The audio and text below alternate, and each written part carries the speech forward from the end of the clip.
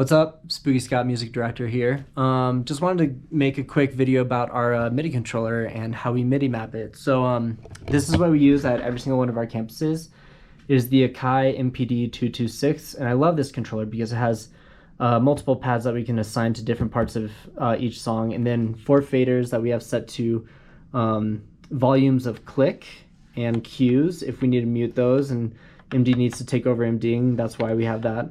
We do have one for tracks, but we actually don't have volume. We use kind of a filter system. So you can kind of see on our master out, we have this EQ, and if I turn this down, you'll see it kind of acts as a low pass filter. That way, when the fader is all the way up, tracks are all the way in. If it's all the way down, they're all the way out. But in between kind of creates more nuances. So like if it's halfway, it actually creates a nice warm bed.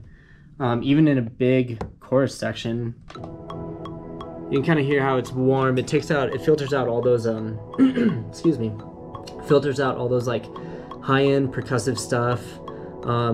That's really useful for like if we're in a big chorus, instead of like if the worship leader wants to bring down the dynamics, instead of taking out tracks entirely, we can just bring that filter out to like about halfway. So if we're in a big chorus section, we're playing. He says to bring down tracks to about halfway. And that's great, and he can pass through the room a little bit. Then he wants us to build it back up. We can slowly start bringing it back up. And then tracks are all the way in by the next section. Yeah, so it's just a more musical way of controlling tracks. I love that. Obviously we have play and stop. Over here we have the different sections of the song. So we have a button that sets to the very first locator with the count in. That is the top of the song. Second one is intro, if we just need to go straight to intro. This is a low chorus, so like a low dynamic chorus. That will take us to a locator that is a low chorus. And then so forth with a high chorus, low bridge, high bridge. We have 2 extras in case we need to assign like refrain or instrumental. We have end, which is the very last chord played in the song, so you can either trash can or bring it down depending on how you want to end the song.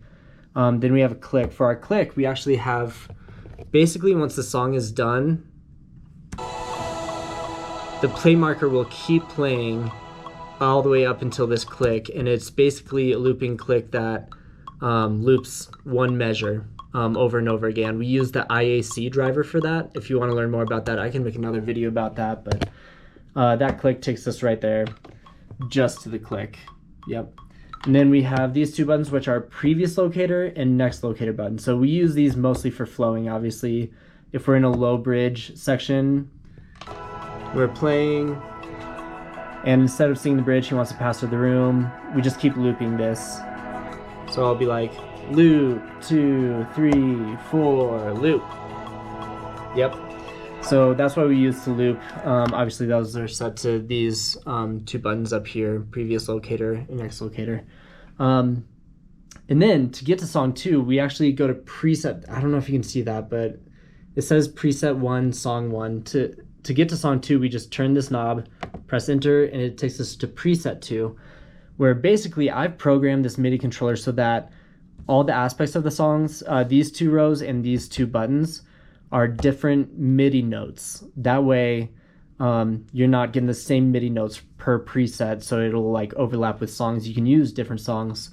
And I think we had enough MIDI notes to map up to 12 songs. So you can MIDI map these to different songs. See, that's song 1, which is Holy Sound.